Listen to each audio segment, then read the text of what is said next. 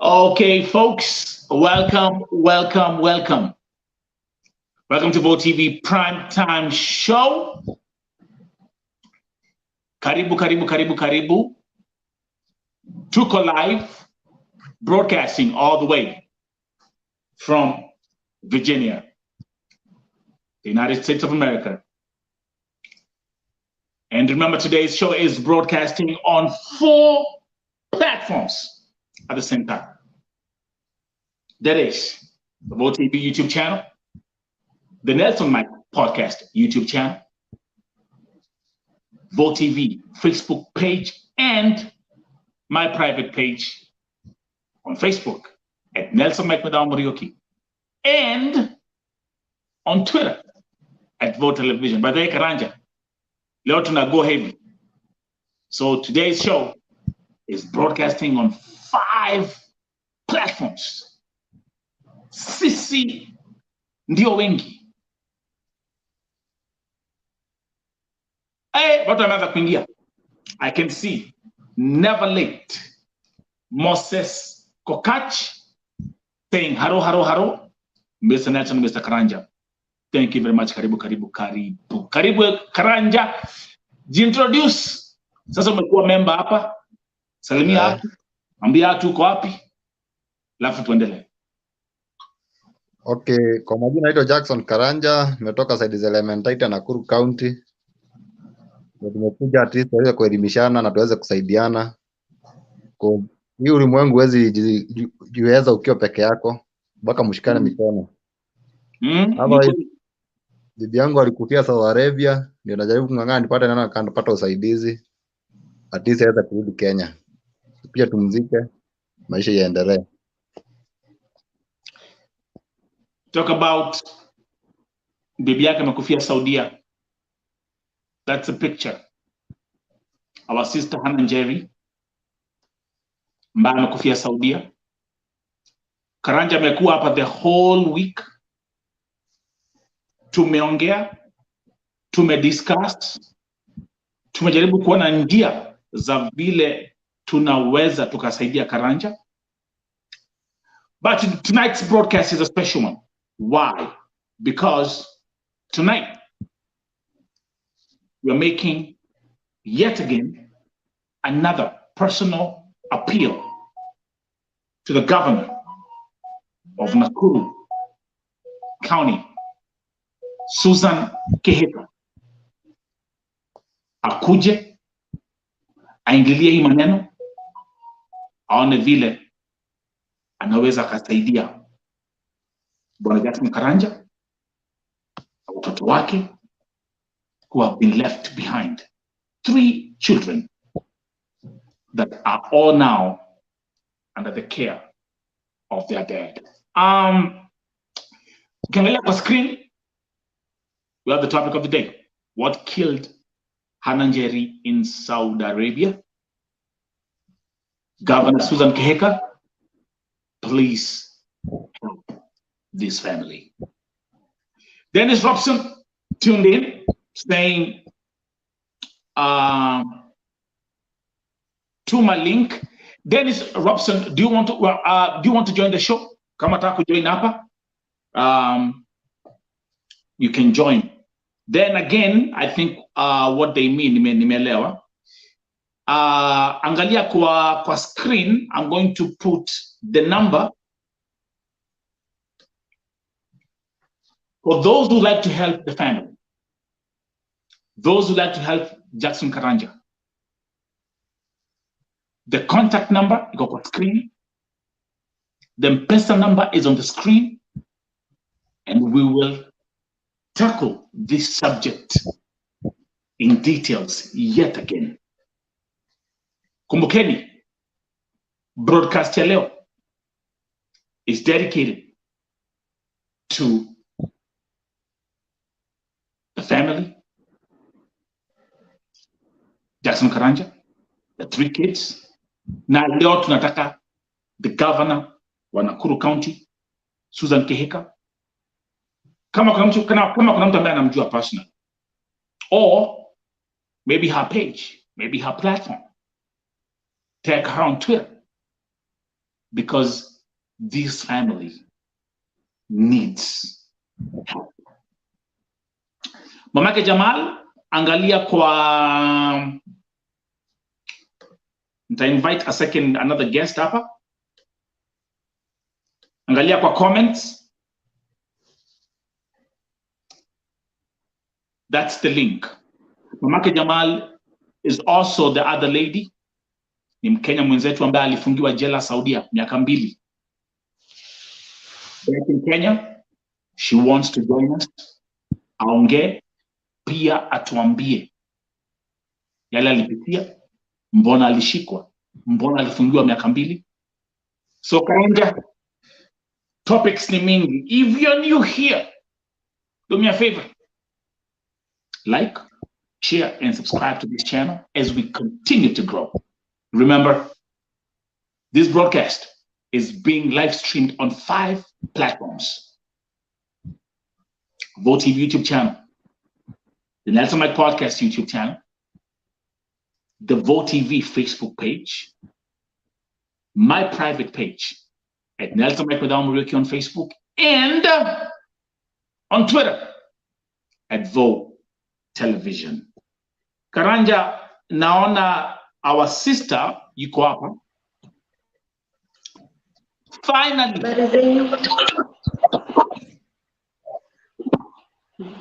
Mamake Jamal. Yes. Najua umekuwa na shida ya technology. Leo umetujoin. Wallahi ni ngumu kwangu kuelewa. Sijui ni masomo nilikataa kusoma. Kuna wasiwasi. Mamake Jamal, salimia watu before uanze kupata shida na network tena. Salimia watu na uambie uko wapi. Habari zenyu, mimi niko Nairobi pande za utawala. Utawala. So, tuanzie na story yako. Jackson Karanja kaa hapo ndio usikie hii maneno. Mamake Jamal ulienda Saudia kufanya kazi kama domestic worker, lakini ulipata mengine. Ulipitia mengi up to the point ambayo ulifungwa jela for 2 years. Tuanzie mwanzo. Ni nini kilifanya utoke Kenya? Niko na mtoto ambaye ni mkubwa na wazazi wangu wajiwezi, wako na shida ya kupata mapato ndogo, pesa ya chini. Alafu ile umepata mtoto kama single mother, tuseme, sitakuongelea kuhusu baba mtoto, ni siku nyingine. Sasa maisha ilikuwa ngumu, nisomeshe mtoto, nilishe, kabidi nikaona nimehustle, sipati pesa, siwezi peleka mtoto wangu shule. Nikasema hebu acha nijaribu kwenda Saudi Arabia. Nikaondoka, nikaenda mpaka Saudi Arabia. Uzuri na ustage kujua, agent ambaye nilipata sikuwaijua ofisi yake, sikuwaijua ni wapi anafanyia kazi. Ilikuwa tatizo sasa mimi kukutanaga na agents, nakutana tu katikati ya town. Ananiambia kuja mahali fulani, leo nachukuliwa fingerprint ya passport. Unaona? Mimi sikubai kwa sababu sinataka kazi na nataka pesa. Nikasema it's okay. Ananiambia hata sasa nini kwa safari, ananiambia chukua hiyo 200 utakuja naye next time. Hivyo. Mpaka passport ikatokea. Sikuwaijua hiyo time yangu, it was 8 years ago. That was 8 years ago, not like now at watu wakichukuliwa wanachukuliwa na maofisi. That time ulikuwa ukishuka airport mdosi wako anakuchukua. Lakini wakati nilitoka hapa na agent akanipeleka airport, nikapanda ndege, nilishuka. Passport yangu niliishikia hii Kenya Airways hapa, ni hapa Kenyatta. Yani niliona tu hapo na tickets nikipeana hivi, ndio ilikuwa last for na passport. Not like now watu kusafiri Saudi Arabia, some of them wanatoa igama ni kama ID ya kazi na passport. That time yangu nanyang'anywa, uruhusiwi kukaa na passport na ID, madamu anakunyang'anya. Mimi sikuwa nataka passport, sikuona. Nikaenda nikashuka airport ya huko Saudi Arabia, nikachukuliwa na bosi yangu.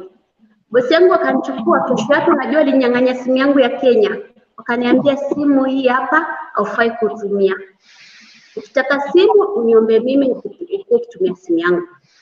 Mimi sikuwa na tatizo, sinataka pesa. Nikamwambia sasa simu yako nitakuwa natumiaje? Niambia credit lazima ununua credit na pesa yako unaleta tunakuwekea kwa simu yetu. Nikasema it's okay, no problem. As long as utakuwa na tumbaya kwa nanunua credit.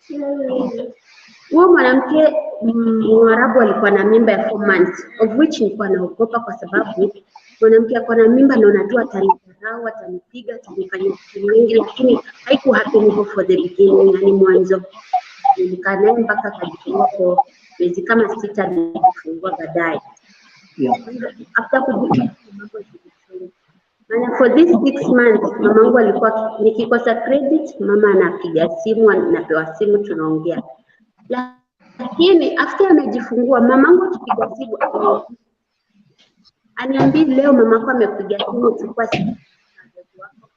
Mimi nikipiga unajua mpaka mamangu alidevelop diabetic na pressure. Sasa mamangu ni mgonjwa ile hali mbaya vile nilimwacha. Kita tu akipiga simu akinikosa anashangaa Saudi Arabia, unajua ukisikia tu story ni kukufa. Anashangaa 1 week anapigia mtoto atoe simu, mbona 2 week mbona atoe simu. Mimi nikakasirika. Moja nikapanga vitu zangu nikasema mimi nataka kwenda nyumbani. Akanibembeleza kwa sababu ako na mtoto mdogo, nitaenda yeye nimlelee mtoto. Sikuwa na tatizo. Nilikaa na huyo mama mpaka mtoto akafika kama 4 months. Kabidi nijibe nje kwa sababu nyumba nilipeleleza nikaona ziko kabara na kuna duka. Nikavaa buibui nikaenda nikanunua simu nikaficha na line ya Zeni huko na credit. Maana imefika mahali kanipea simu yake. Na hiyo ilikuwa inanifusha moyo. Alafu nilikuwa nimezoea kumfunza watoto wake vizuri. Unaona mimi nimefika Saudi Arabia sielewi Kiarabu. Au nielewi Kiingereza. Sasa ule mtoto ndo nacheza naye kielewa Kiarabu akijifunza Kiingereza. Hiyo ndio tulikuwa at least wanafurahia kidogo. Lakini mambo iliharibika. Sikuwa ni kemboi. Ilikuwa nimalize contract nirudi niende nyumbani, lakini ilibidi ni kemboi. Maana ilifika tu next and Mwarabu ananipiga. Ukiwa kwa hiyo nyumba ya kwanza. Mimi siwezi pigana tu kiniona hivi mimi ni mkubwa, mimi napigana mbaya mbovu. Lakini nilikuwa nahofia na ndio kiume au Arabu tu ukiwashika hivi mkono wa kitani red unaingia jela. Sinaogopa. Nikaingiza baridi. Nikasema sasa nikipiga Mwarabu ninge jela na mtoto wangu na wazazi wangu si ndio watakuwa wagonjwa zaidi. Mimi nikasema hapo. Imagine nilikuwa nasimama hivi ananipiga na kitu ya first akaanza kunipiga. Mwanzo mimi sielewi Kiarabu. Ananichukua mimi na familia yake tunaenda nje kama baharini kama beach hivi. Kazi yetu ni kututuma sisi kufanya kazi, leta chai, leta kahawa. Mimi naleta. Na imagine alikuwa ananitusimbelea familia yake mnyama, punda. Mimi sielewi Kiarabu. Mwenye aliniambia hivyo kulikuwa na msichana wa kazi hapo amekaa nao, amefanya kazi Sudan wanaongea Kiarabu. Sasa alikuwa anaelewa ile. Kumbuka huyu Ethiopia pia huyo msichana wao hajui English, mimi sijui Kiarabu. Lakini tunaongea na sign tunachora. Akaniambia unaelewa kitu yenye hao walikuwa naongeaga tukiwa huko nje. Nikamwambia akachora chini akachora. Aliambia hivi ni wewe wanakwambia hivi. Nikasema mimi natuka na gopunda juu mnyama hewana juu kumara matu juu ndio jina gani hiyo. Mimi nikakasirika.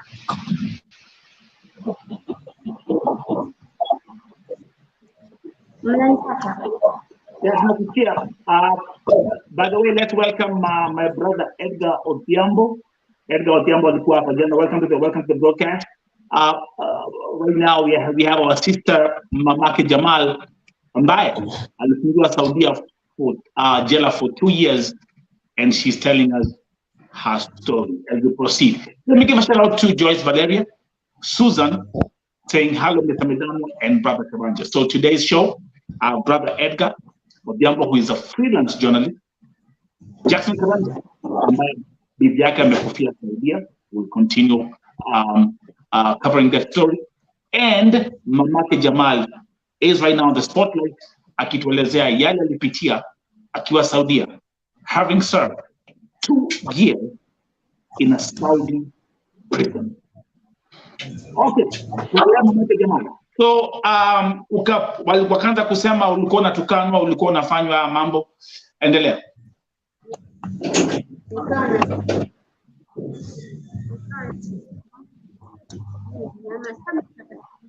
Sema next time nitakuwa nitoka na kama nitakuwa ananitukana mbele ya familia yake sitaweza.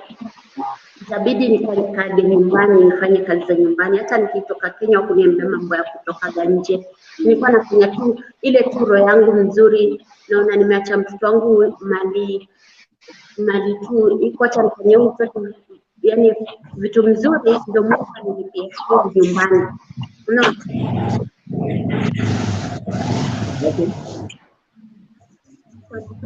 Piga mangumi huku kwa mgongo. Yela nakataa. Unaona? Sasa ninunua ile simu kisiri. Hakuna mtu anajua. Alafu room yangu wakati ya winter AC zote amezima, mimi nalala na baridi.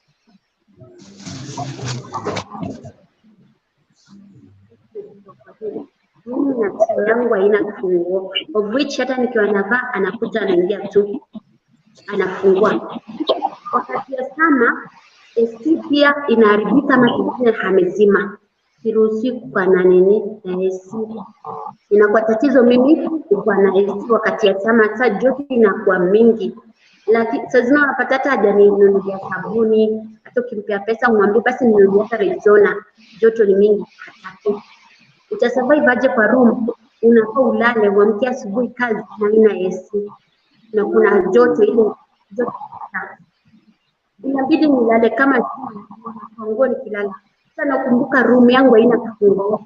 Wakitaka kitu badala wagonge mlango wananifungulia hivyo, wananipata uchi. Ni room nimelala nangu.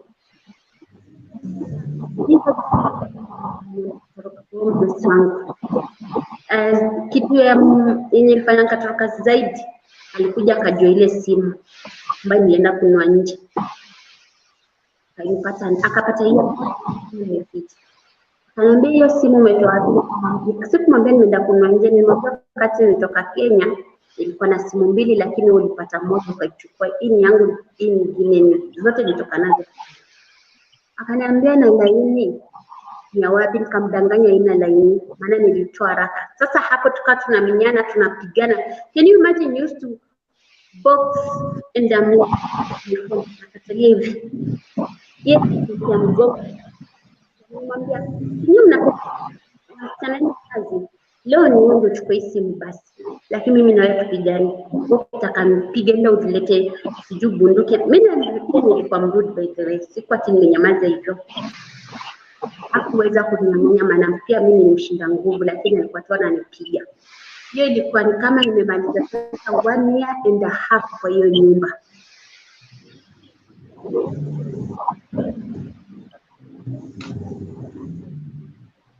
Endelea.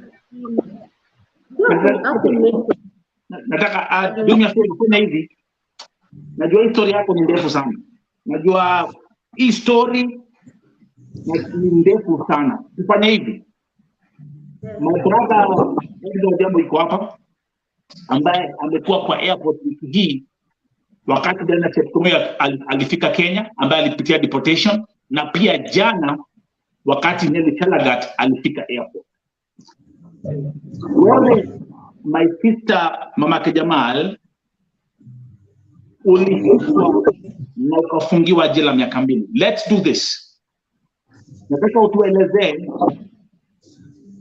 Najua again nitaanza kuinvite hapa as we even the next day. Sasa hii ni interview yako ya mwisho. Nataka utuelezee mbona ulifungwa, na B maisha kutuexplainie vile maisha ilikuwa pale ndani. Kwa sababu nilipata ujauzito hiyo story tutaisemea kule baadaye. Sasa nianzie mali nikaenda hospitali kujifungua. Nimeenda kujifungua kwa mtu yote, sina rafiki, sina baba mtoto, mimi peke yangu. Nikafika hospitali wakaniuliza ni nini passport iko wapi? Nikamwambia sina. Igama iko wapi? Nikamwambia sina. Nani amekuleta? Nikamwambia nimekuja peke yangu. Na kwa sababu mimi najua mtoto wa kwanza niliweza na operation, sasa ilikuwa ngumu kujifungia kwa nyumba. So nikampeleka hospitali. Hapo ni uzuri tu kitu nilipendea government yani hiyo hospitali hawakuniacha ati niumwe ndio wanitie polisi. Nilikuwa na expect labda mimi wataniacha niumwe alafu ndio polisi, but mimi walinihudumia. Sasa nilikuwa na uchungu sana. Maji ilikuwa kwa nyumba. What was so confused you know, I know the background story. So what happened is Karanja, Edgar Otieno, and those who are watching, at one point mama Jamal alipotea kwa hiyo nyumba, akaanza kufanya kazi huko nje.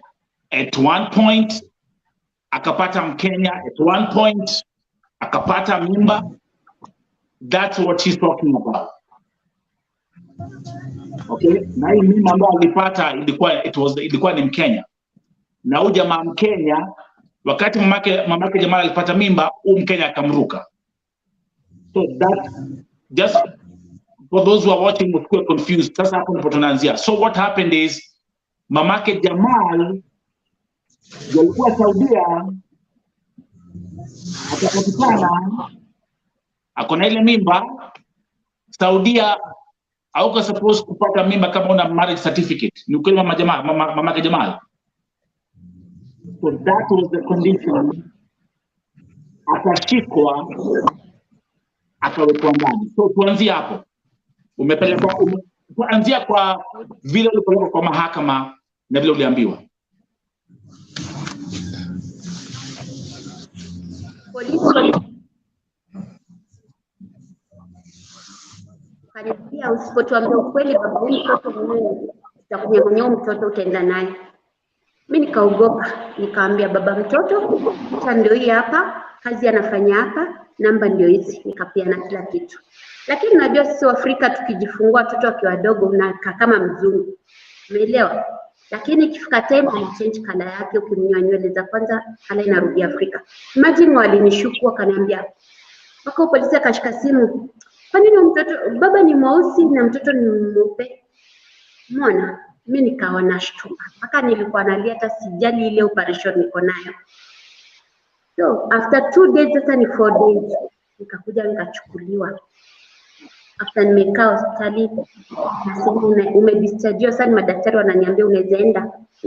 So naweza enda lakini sina mtu kunilipia bili. Natoka aje? Mapolisi wakaona, waliitwa baadaye, kama waliona huyu amekaa hospitali, wacha tumuende. Ndio walinikujia, nikapelekwa police station 2 days. Hizo video na picha ilikuwa nafunga sasa, nararua nguo yangu nafunga makaratasi na pia polisi. Nilikuwa na 50 bob ya Saudia. Naambia polisi mtoto wangu ana diaper yenye nimetoka nayo hospitali imejaa mkojo na choo imejaa, ninunulie diaper ni change mtoto. Unajua for 2 days nilikaa police station, hakuna maji, hakuna chakula. Naenda nikiingia kwa hizi magari za police station kama napelekwa kama kwa kitambulisho kunaitwa kwa kitambulisho huo na bill na passport na kitambulisho. Jawazati kwa Saudi Arabia wanaita jawazati. Wakinipeleka jawazati kunipiga kitu wajue koti yangu kama ni lini niingia Saudia. Ndio naokotazia machupa za empty najaza kwa chupa moja na itakuwa kwa milioni. Ninaambia mimi niko na njaa, napiga mlango kwa chakula for 2 days, sikuwa nanyonyesha mtoto. Kukakuja Mwarabu ameshikwa jela, kuna mtoto wa 3 months kama Mwarabu wa Yemen ama sijui ni Suria, ni tofauti, si Saudi. Akaniambia mbona mtoto wako analia? Nikamwambia sina maziwa, mtoto ana njaa. Imagine alikuwa mtoto wangu akamnyonyesha that night na akatolewa after 1 hour. Nilibaki hapo nikigonga mlango nipe chakula, nijifungua, nimefanya operation, nina njaa, sinataka mtoto. Siwezi nyonyesha kwa sababu sina maziwa. mpaka wakati waniingiza jela sikuwa na daipa, mpaka niaba ni kama na investigation na ninahojiwa sasa kile mambo yako au ni wewe unaanza huko unahojiwa, si hao wanakukuta bali. Nikapelekwa hojiwa, nikamwambia mbona unanitatudu huko kwa police station, mtoto wangu ana sina maji wala chakula. Sasa hizi gari ndio nakuta chupa za zile maji nusu zenye watu washakunywa ndio nikunywe, at least nikikunywa alafu nisema tena. Imagine, unajua huyu wa niaba aliniambiaje? Ati don't worry, ukienda huko jela utapata diaper. Instead that nasema nimebeba mtoto na mtoto nimebeba police station ndio wani karatasi nimerarua nguo, wamekataa kunipea diaper. Mimi wamenima chakula, kazi kuzungusha tu na manyororo kwa mguu, na nimebeba mtoto na niko na operation. Hata kusema kitu niko na sina nguo ya kuchange, isipokuwa tu buibui ni nyeusi, bure ingekuwa imechafuka, kila mtu ningekuwa natembea ningekuwa naona tu ile damu ya uzazi. Wamekataa kunipea mpaka sina. Unajua siku moja nimetembea, hiyo siku ya pili tumeitwa peleka mahali, wanaume wako nyuma yangu, mimi niko mbele yao, mimi ndio nilikuwa mwanamke. Hadi kaanguka kwa sababu sina. Na imagine Mwarabu wako hapo.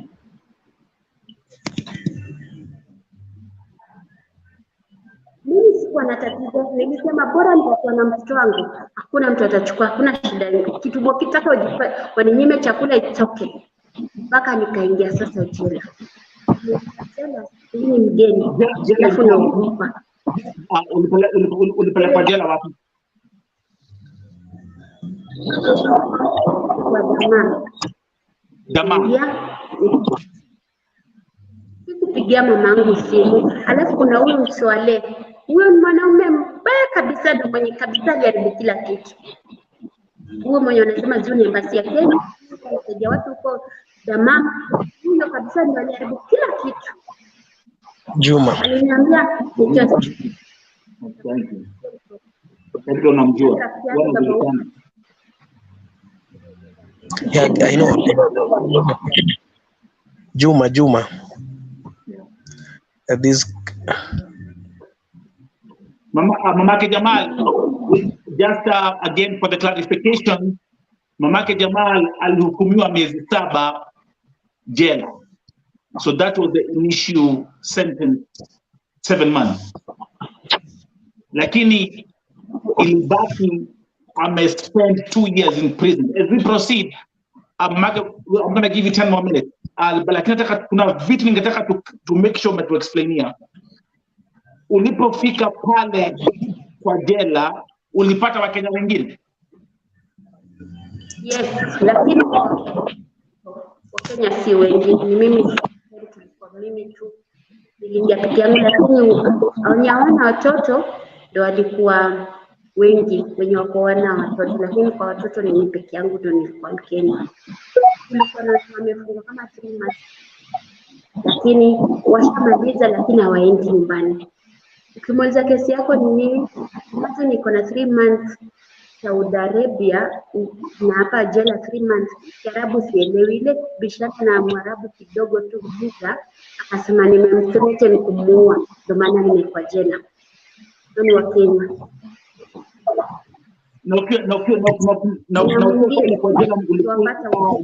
Kuna mtoi walikuwa nakupatia zile vitu ambazo ulikuwa unahitaji, vitu kama diapers, chakula, baby food, all that stuff. Ilikuwaje?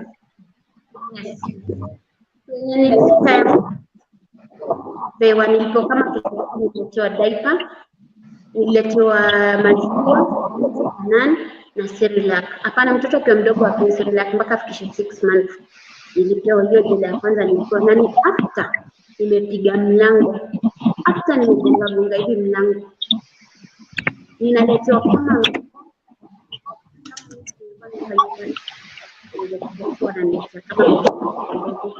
wataki kurudisha, wataki kulichinja, lazima nipige kelele. Kama hizo piga kelele nilipewa mimi. Nyamaza hivi jela niliona Okay. I know you're bado kuna. Okay, that's one of the kids. Huo ndio ulipata ukiwa kwa jela.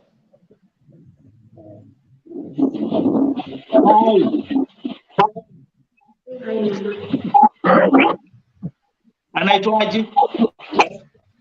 Anaitwa Gift. Anaitwa Gift.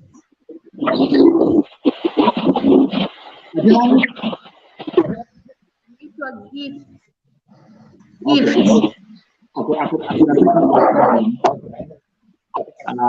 Connection yake si nzuri sana, but anyway, let's try to wrap it up. Okay.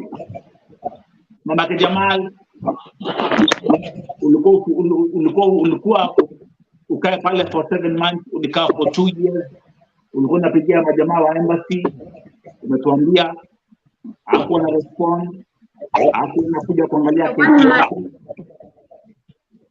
After 1 month ndio nilipelekwa court. Nikaambiwa tumekufunga miezi 7. Nikauliza makosa yangu ni nini, wakaniambia umepata mimba na bila kufunga ndoa, na marriage certificate. Na kama ungekuwa na marriage certificate sawa, lakini kwa sababu una tumekufunga. Nikauliza miezi mingapi, wakaniambia 7 months. Nikasema najua 7 months nitakuwa nifanye kitu kwa na 7 months. Nijipe shughuli zangu ama Okay, the thing is the only problem with Mama Jamal, your connection, uko na problem ya connection mbaya sana, na kuna echo ambayo inakuja kutoka kwa hiyo simu yako ambayo inasumbua kusikiza, but tutafanya hivi. At least hata kama nilikuwa nimesema leo, hata kama utakuja for 5 minutes is fine. Tutafanya hivi. Hii story yako nataka tuifuatilie. Nitakupigia simu after show ya leo. Alafu there's something napanga tutafanya kwa ground kwa sababu kuna Nairobi. Si ndio? Uko pale utawala. I think Edgar Otiambo, actually what I'm planning is I'm planning with my team. We can pay her a visit and then we can do a full interview on the ground. Yeah, true. That's going to be the best approach. But anyway, Mama Jamal, thank you very much. Nataka tuingie turudi kwa historia leo. Topic leo itakuwa again our brother yuko hapa, Jackson Karanja, the wife, bibi yake ambaye amekutia Saudia, as we proceed to make a public appeal, as we continue applying pressure to make sure that the governor of Nakuru County, Susan Kihika tafadhali, aingilie hii mambo. We'll check on that. Mamake Jamal, I'll contact you after the live stream. Now, let's go back here, wanaume. Mzee Karanja, Edgar Odhiambo. Edgar Odhiambo, we've been having yesterday, baada ya jana, my phone was beeping left and right. Now, kuna video ambayo, I'm going to play that video of a man anaitwa Njeri. Alipotea a statement yesterday. These guys are the leader of ASMAC. Yes, Josephine. Alikuwa kwa airport. You guys were at the airport, but then there's another guy called Njeri. They work together. They're like the yin and yang of ASMAC. And that guy made a statement that really was so provocative. And I want to look at it again because folks on my Facebook, I'm telling you,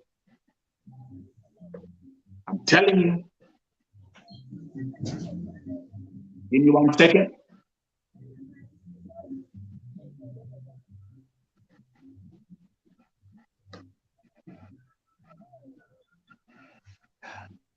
This guy made a statement. Na hii statement ilikuwa ni about vile wanawake wanaharasiwa Saudia. Let me play the video.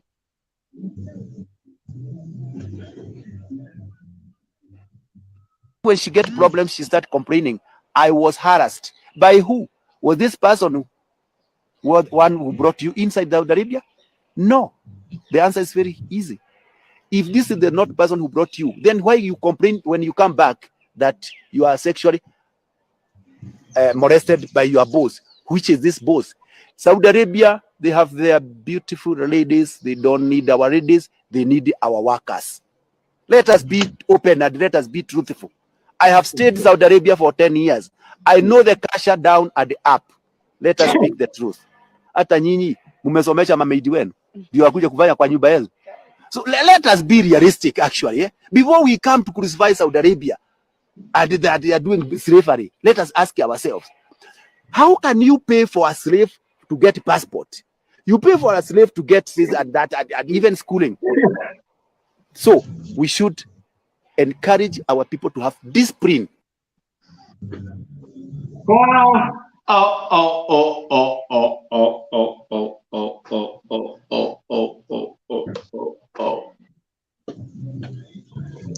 Let me come back. Watch him let the jeshi. Let me bring watch let the jeshi.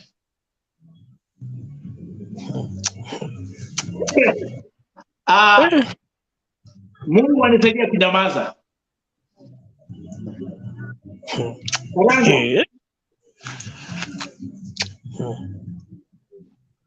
Now, these are the kind of people we're waiting for to help us. Edgar. Yes. Go ahead. You know, there's something, you know, when I look at how this person is communicating, ni kama mtu hajaenda shule. Like, he has nothing. Like, totally, that person. Sometimes, hata nimedhani yako mentally challenged. Do you see? Sometimes ako mentally challenged because somebody cannot just come from nowhere alafu anaongea mtu mkubwa kabisa. That person seems to be aged. Ni mtu ako aged. Mtu anafaa kuwa amekomaa, you see?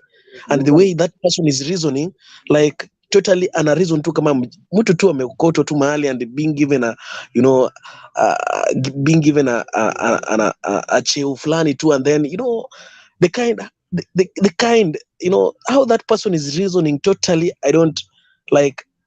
Mimi nimempea zero. Now, zero. Because you cannot tell us. Karanja, uliwacha hiyo clip. Hii nawacha kuambia Facebook, pale kwa Facebook page yangu kumewaka moto. Sasa kusoma comments kwa sababu tutafungiwa YouTube asubuhi na mapema. But ukisikia vile anaongea, alafu let's actually be realistic. Edgar, you're here. Karanja, you're here, and those who are watching this today's show.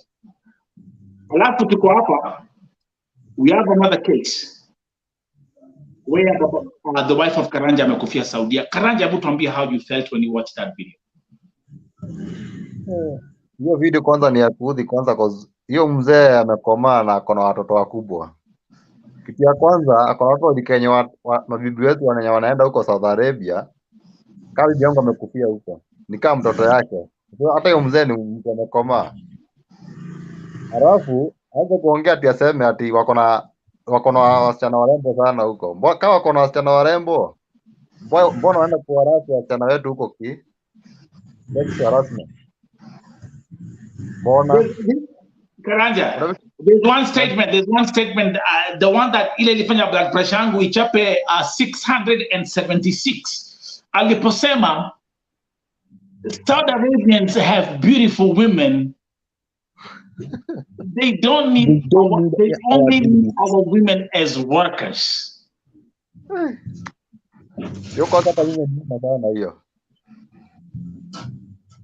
Edgar.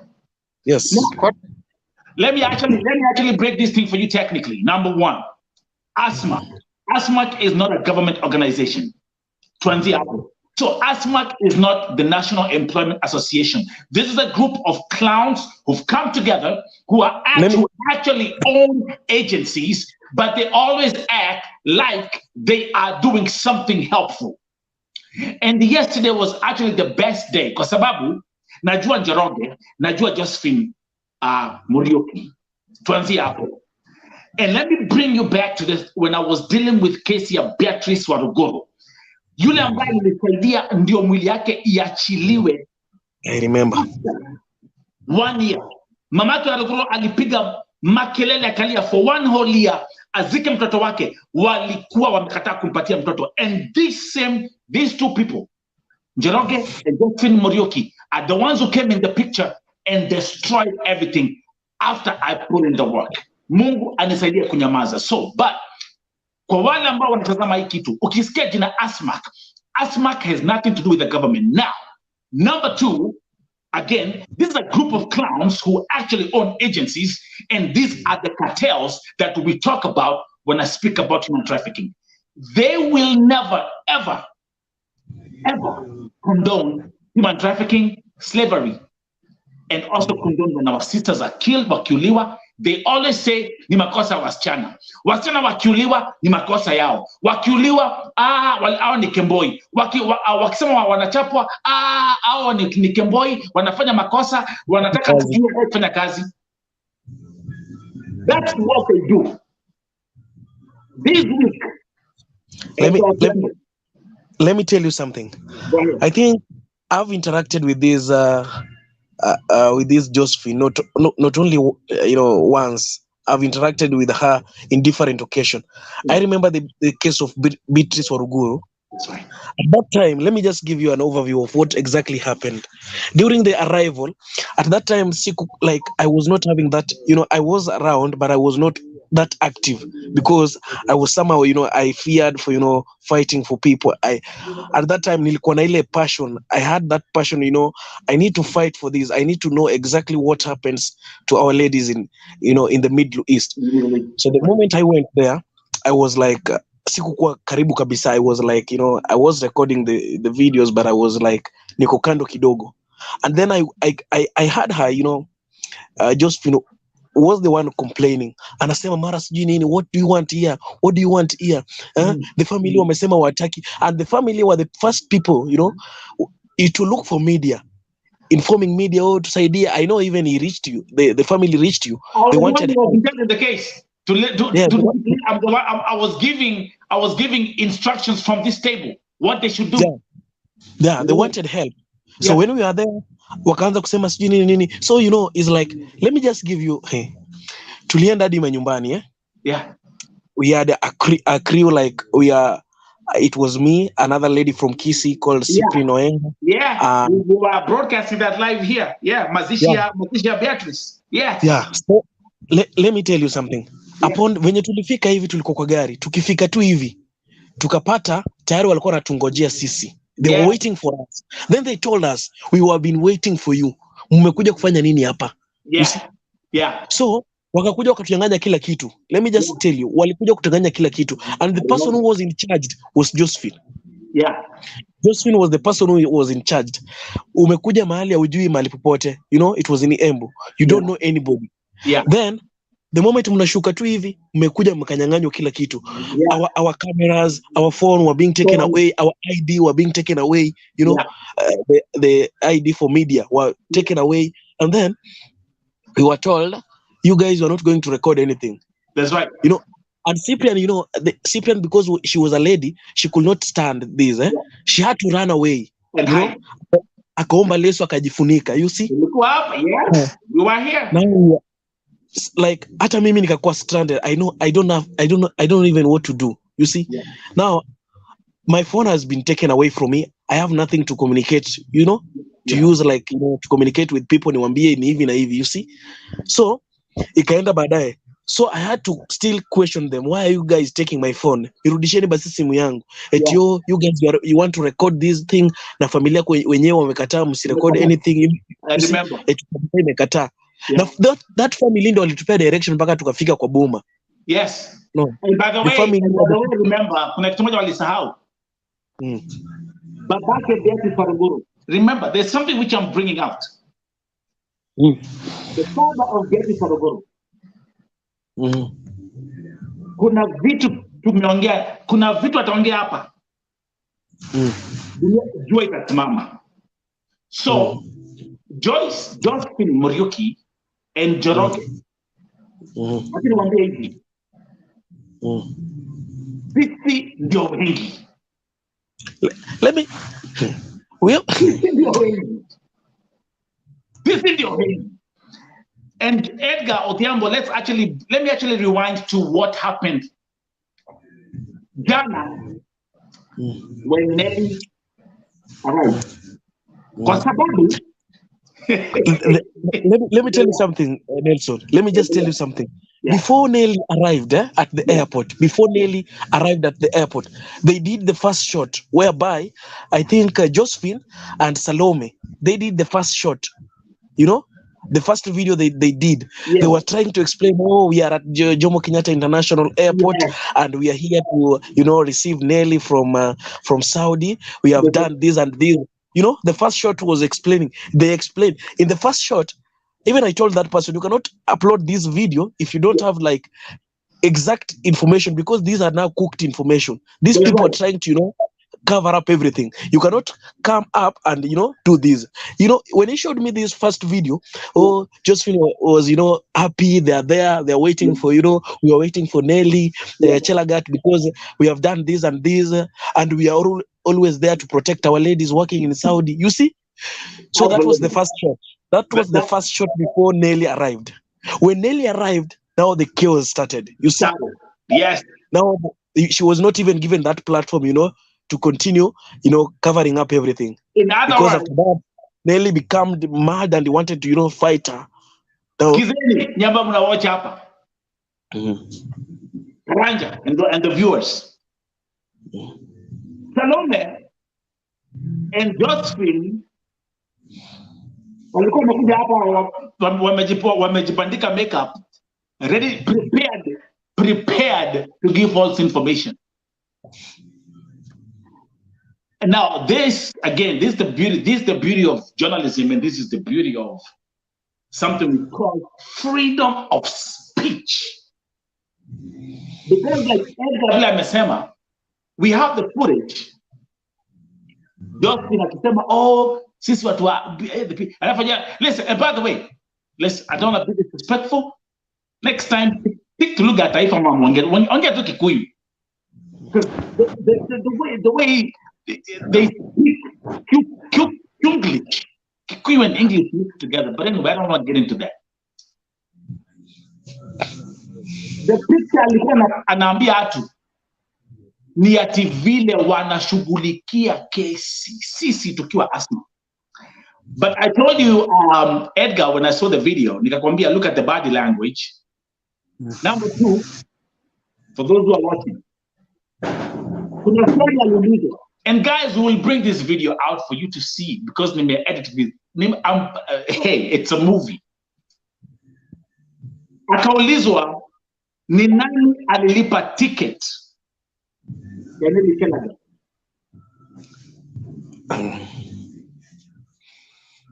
And she choked in the video. Amjaona but tutaonyesha. Karanja tutaonyesha. So she choked. Then she said ofisi ilishughulikia. Lakini alikuwa anajua tu kama Edgar Odhiambo were there wakifuatilia. And when Nelly alifika kaanza kusema, my family imeuza vitu ndio tulipe Salome nitoke Saudia. Edgar, you're my witness. yes. Even so the receipt, the confirmation of 150,000 shillings that was spent. This organization will never, ever side with the victim. Never.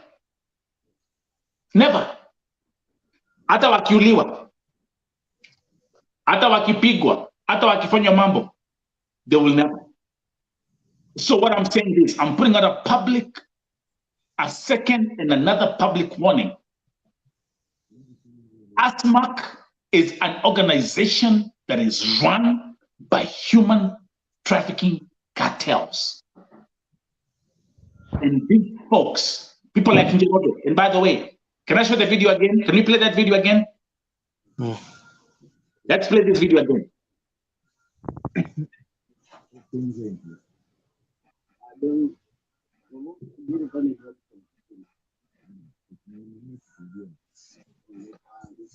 When she get problems, she start complaining. I was harassed. By who? Was this person one who brought you inside Saudi Arabia? No. The answer is very easy. If this is the not person who brought you, then why you complain when you come back that you are sexually molested by your boss? Which is this boss? Saudi Arabia, they have their beautiful ladies. They don't need our ladies. They need our workers. Let us be open and let us be truthful. I have stayed in Saudi Arabia for 10 years. I know the cash down and the up. Let us speak the truth. Hata nyinyi mumesomesha mameidi wenu ndio wakuja kufanya kwa nyumba yenu. So let us be realistic actually. Before we come to crucify Saudi Arabia and that they are doing slavery, let us ask ourselves, how can you pay for a slave to get passport? You pay for a slave to get this and that and even schooling. So we should encourage our people to have discipline.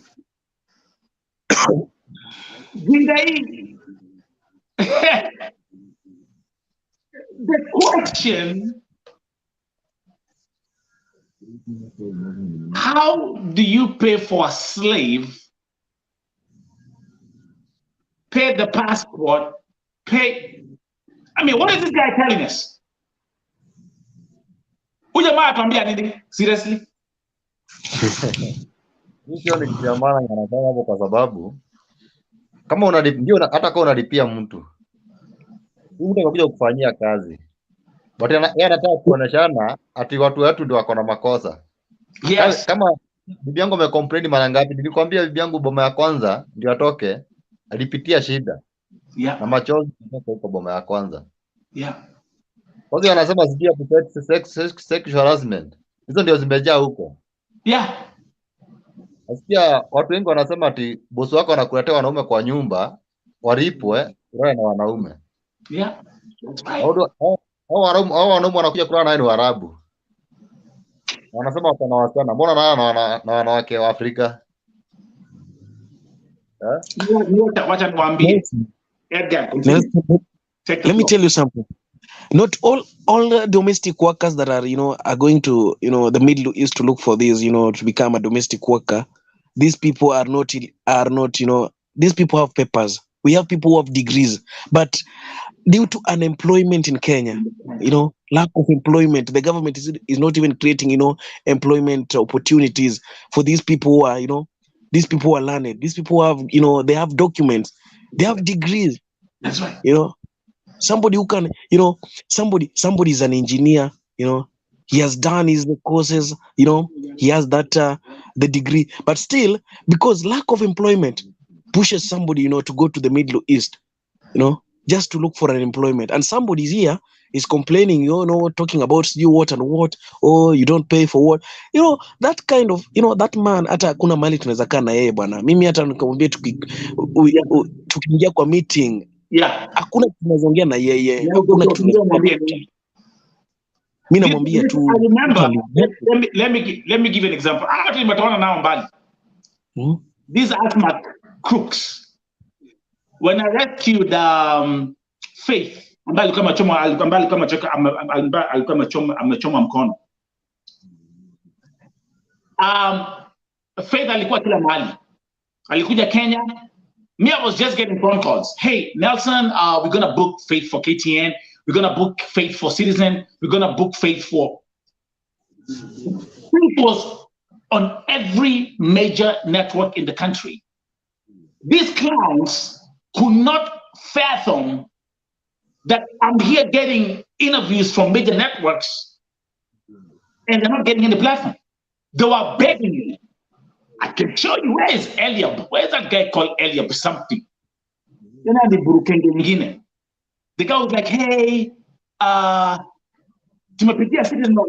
for us to appear on the platform, we have to pay 125,000 Kenya shillings. How comes you're getting all these interviews? You to hook up. And I'm like, hook you up. The reason why I'm getting this interview is because the stories are very authentic. This is exactly what's happening. This has nothing to do with finances. So I know the games they play. I know kila leo ni Friday, kuna pale they go at River Road, kuna kaotele kana kwanga hapo River Road. That's why they go to cook all the nonsense, all the shenanigans. And even that, the press conference you see this clown having, it's the same thing. They have like a clown apple or a microphone mbili. Which networks are those? Have you? I don't know which networks are those ones? 2 microphones hapo, alafu anaongea tu ujinga. Fact is, they will never, ever side with the victim. Edgar, let me correct you. Let me actually remind you, because we have the footage. Remember the interview you had just finished, alisema aje, I just came back from where? From Saudi Arabia. Yes. And that one was a big lie, I think so.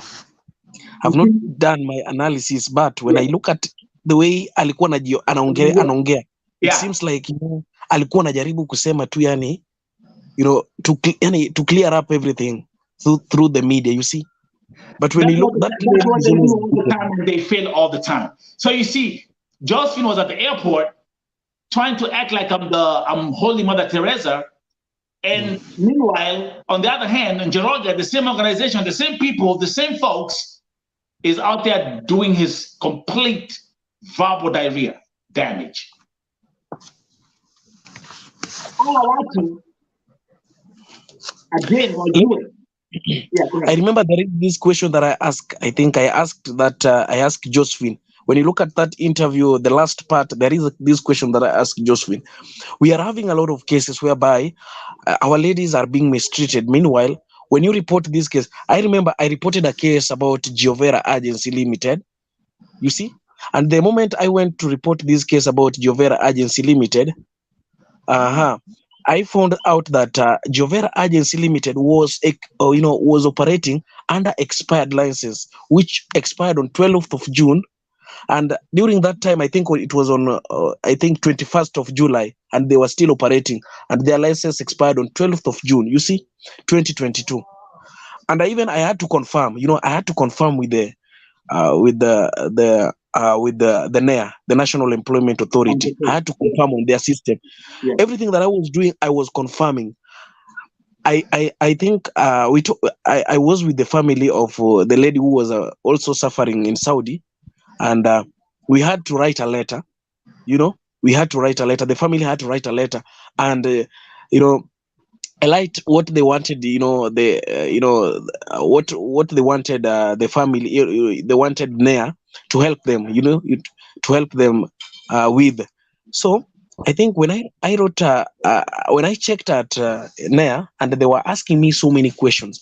Oh, who are you? What are you doing here? You are, and then I had to, tell them exactly nilikuwa nafanya nini. So nikamwambia simple things. Yeah, nikamwambia hivi simple.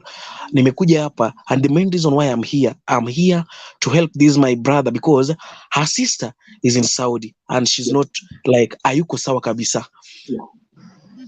Yeah. The brother wrote that letter, akasema zile vitu ambazo anataka sister yake afanyiwe. Anasema kwamba the sister was being tortured, was being mistreated, ananyang'anywa, apewi chakula ya kutosha. So tukaandika hizi vitu zote pale. And then tukimalizia tu, before I left that place, nikamwambia hivi, mimi akili yangu haikuwa mbaya kabisa. Na if I think that something is fishy somewhere, I always go for it. Nikamwambia, guys, if this system is working, I want you guys to check for me one thing. I want to check if this Giovera Agency Limited is operating under valid license. Right. Is it authorized by the government to continue operating? NEA, are you aware of this agency that I'm talking about? So they had to check for me on their system. They went there and checked on it, yeah? It was on the system. But lastly, before they closed that system, I asked them, just confirm for me, is their license valid? You see, when they went there to check on their licenses, they were operating under expired licenses. And what I want to tell you, Nelson, right now, hiyo agency ilifungwa. Yeah, Giovanni. Hiyo agency imefungwa kabisa. Naijua. Na shida sasa ni hivi. The moment ilifungwa, kuna wasichana ambao walienda Saudi na walienda na the same agency. Na sasa hivi hakuna venye wanaweza saidika. Huyu mwenye alikuwa ana manager Giovera Agency Limited, namjua kwa jina anaitwa nani? Anaitwa Veronica Karanja. she was the lady mwenye alikuwa agent kabisa. She was the person active hapo sana. I called her and asked her, ule msichana ambaye sasa hivi tulikuwa tunamuulizia, the victim ambaye alikuwa ni Sharon, alikuwa maeneo za Saudi. Naweza kuambia walimrudisha kwa ofisi. I have a voice note whereby akiniambia eti msichana simu inampea kiburi, walimnyang'anya simu. And I want to confirm to you, up to now I don't know where Sharon is. The mom doesn't know exactly where Sharon is. The last video that huyu agent ambaye anafahamika kama anaitwa Veronica Karanja alinitumia that a clip, just a short clip of Sharon explaining herself, akisema kwamba niko kwa ofisi, nimefika saa kwa ofisi because I was fighting for her to, to be taken back to the office because I thought that through that office atakuwa safe, you see. Yeah. But then after that video, that's it. No, yeah. Let me tell you something. She confirmed to me, the person who confirmed to me that yeye ndiye ametoana orders wanyang'anywe simu ni huyu Veronica. Alikuja akaniambia vizuri. I have those evidence. Akaniambia vizuri eti simu ndio inampa nini? Inampa kiburi. Unaona? Simu inamfanya nini? Inampa kiburi. So we had to take the phone away from her because simu inampa kiburi. So I told her, I want to communicate with the lady, nitaongea na yeye aje. That lady has been assuming my calls. That lady and she doesn't know exactly what I'm planning for her because he thinks ako somehow, above the law, anahisi kwamba yuko ako sawa kabisa. Meanwhile, you can see that nimenyamaza sana, yet ajui exactly what I'm thinking about, you see. Yeye anadhani kwamba yeye ndio anaweza sana. Jovera Agency Limited tunajua ilikuwa signed under jina yake, so we will go and check exactly what is the follow up of this lady. Amekuwa akifuatilia kabisa ama amenyamaza? You see? Yeah. So usually when they keep quiet because wanafikiria they think that's the end of the road.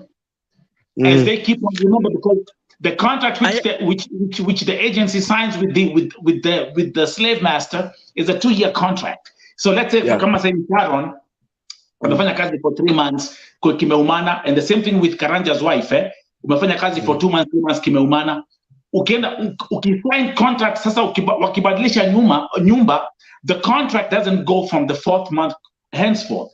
The contract starts fresh. Yeah. There's something that, that is the question that I ask niliuliza this Josephine. I asked Josephine, sasa, if those people who are working with the same agency and the agency has terminated their contract or they have been shut down, what criteria are you guys going to use, to help those ladies if they can have a problem the other side at the Middle East? Which criteria are you guys going to use to help those people? If you guys, these companies are already, these agencies has been closed, you see? Look at that interview very well.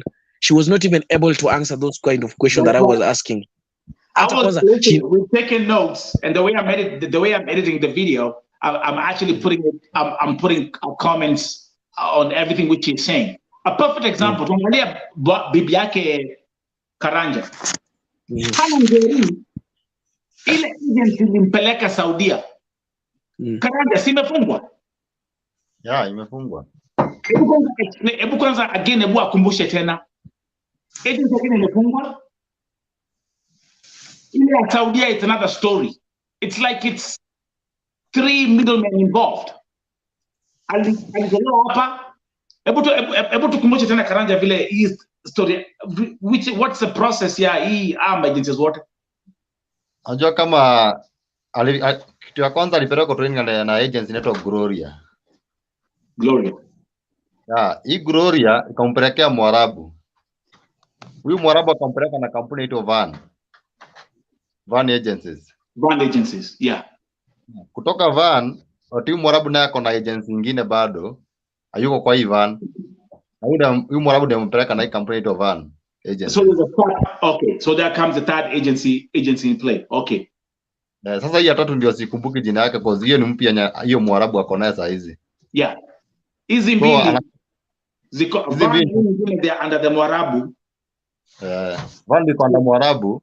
Yeah. Hii ya kwanza ni ya msichana anaitwa Riri. Riri ndio alikuwa ananipigia simu ananiambia bibi yako amefariki, Na sasa kitu ya maana sasa kama kuleta mwili inatakikana 700,000 to 1 million. That's crazy.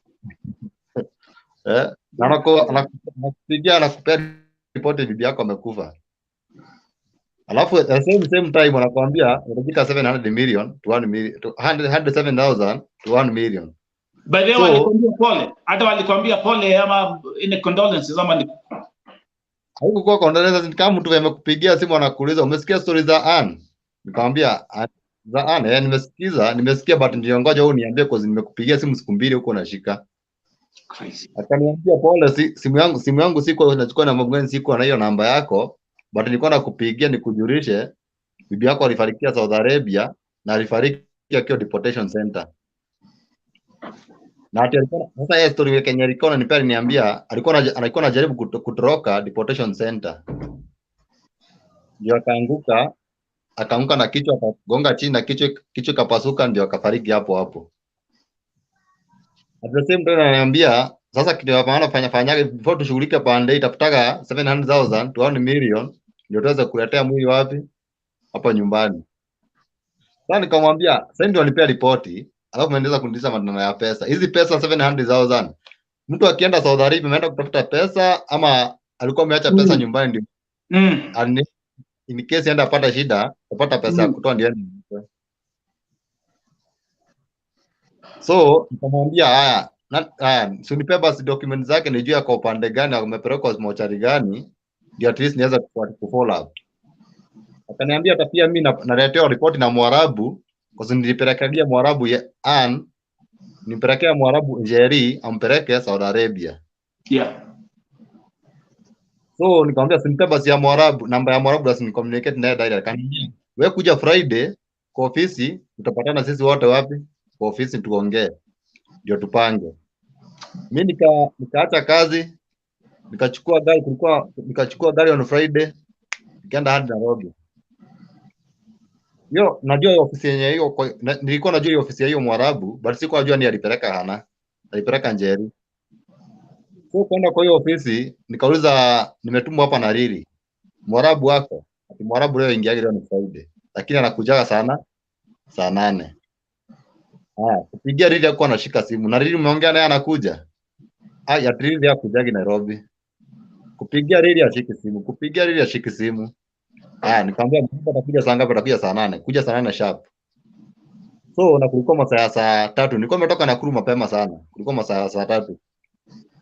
So nikasema hata kwanza nikimbia kwa ambassador before kwa ambassador wa Saudi Arabia before Mwarabu akuje nilikuwa nimeenda kuripoti huko nijue kama ripoti ya bibi yangu imeripotiwa huko. So kwenda huko akaniambia nikaenda huko akaniambia sisi tunadai na visa but tukutuma kwa foreign affairs iko Nairobi town.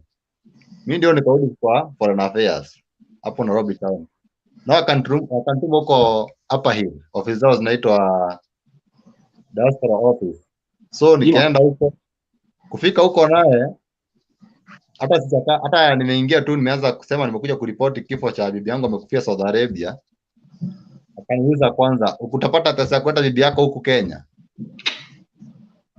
Pesa ngapi? Akamwambia ni 400,000. Akaniambia 400,000 to 500 ya kuleta baka Jomo Kenyatta airport. After Jomo Kenyatta airport ujishughulishe ujue mwili yako itafika wapi? Nakuru. So nikamwambia mimi hata kwanza nataka kujua kama mko na ripoti, kama ripoti yote imefika hapa ni ukweli hayuko. So akaniambia kenye utafanya tena tutakuandikia vitu yenye unafaa kwenda kukopi, uende kwa agent wakupee passport, agent mwenye alimpeleka na yani narudi niandike document zake zote nini kila kitu na mahali alienda na kifo chake alikufa siku gani. So nikaenda nikarudi tena Nairobi town. Kulikuwa kitu saa 8. Nikaenda nikamuuliza Mwarabu amerikuja? Akaniambia Mwarabu alikuja nake alikuja saa 6. Na alikuwa ameniambia anakuja saa 8. Nilikuwa nataka saa 8. Yeah. Alikuja nake na akaenda. So nikamwambia tutapatana naye aje, nilikuwa nataka kuongea naye ni kitu ilikuwa agent. Akaniambia mwenye nilipata kwa akaniambia sasa kuna kitu naweza kusaidia naye, hata namba tuwezi kupea. Namba yake ipea nayo mpaka yeye mwenyewe akupea ama muongee naye. So nikakuwa confused. Nikapigia Lili sasa hiyo akachukua simu nikamwambia tuliongea mzuri nikuje on Friday. Sasa nimetochoma tikiti kutoka Nakuru.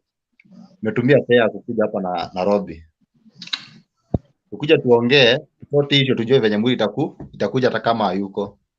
Cause huwezi change, umeambia bibi yako amekufa na amekufia deportation center na alianguka kutoka kwa gorofa. Mimi niko Kenya. Siwezi jua bibi yangu kimemhampetinya huko. Ndio tukiongea naye kwa deportation. Nilikuwa ananiambia kuna mashida mingi, chakula wakuli, kani hiyo maji ya kuoga ipatikani, ya kukunywa ni shida, chakula ni shida ya tumbo. So hata bado alikuwa na stress akio huko. Dakika mwisho alikuwa ananiomba pesa, nimtumie pesa 40,000 ya Kenya ongeze yenye alikuwa nazo, aone kama atasaidika atoke. Talk about maji. Tulikuwa na Nelly Chalagat jana akituambia walikuwa nakunywa mpaka maji ya sewage deportation. Endelea. Huko hiyo mashida alikuwa ameniambia yote, ananiambia shida ya maji ya kukunywa, ya kuoga, yani kila kitu, yani hakuna kitu yenye wako nazo huko. Na mashida ni mingi sana, lakini hapo niweza ni mashida gani zingine walikuwa wanapitia huko. So tuongea naye ndio alikuwa anataka pesa. On Thursday tuongea naye hakureply message. On Friday simu ikaenda off. Since Friday nilikuja kupata ripoti on Sunday kutoka kwa rafiki yake, alitafuta namba yangu akanitumia message akaniambia kwanza alinisalimia kwanza kutaka kujua naitano aje na Miriam na Njeri. So akaniuliza unajua Njeri? Nikamwambia mimi najua Njeri, hata ni bibi yangu. Akaniambia pole, lakini Njeri hayuko naye tena. What happened? Alikufa on Friday kwa deportation center. Na hata mwenye ametoa ripoti wanajificha kwa sababu wameambiwa ripoti isitoke nje. Isitoke nje. Yeah, that's what they do. Wanaambiwa wanaanza kuthreateniwa wasiongee. Wakadhireteniwa mwenye katoa hii story nje, yeah, atapata shida. Yeah. Hata mwenye aliniambia nikamwambia sasa si unifanye hivi, unaweza ni connect huko ndani at least nijue Maria alipelekwa na nijue nini inaendelea, cause kama amekufa wao wenyewe hawajaripoti kwangu, kwa hiyo kwa ofisi kwa deportation center wajasema, wajanipigia simu ni confirm waniambie bibi yako amekufa au mtu wenyewe amefariki, amepelekwa mochari fulani na kuna process inaendelea. So nikataa. Ndio sasa Lili alikuja kunipigia baadaye, nimekupea statement ya Lili. So nikaanza kufuatilia kwa agency, naenda kwa foreign affairs nao akanituma kwa NEA. Sasa kitu ya kushangaza sana, nimeenda kwa NEA, nimepiga simu kwa NEA jana. Niko nimepeleka ripoti, kulikuwa on like 2 weeks ago.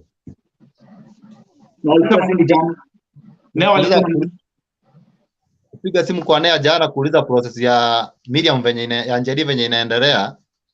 Mwenye alichukua simu kusearch hiyo issue ya Njeri. Kitu kuuma sana, waliniambia hata hakuna ripoti kama hiyo huko.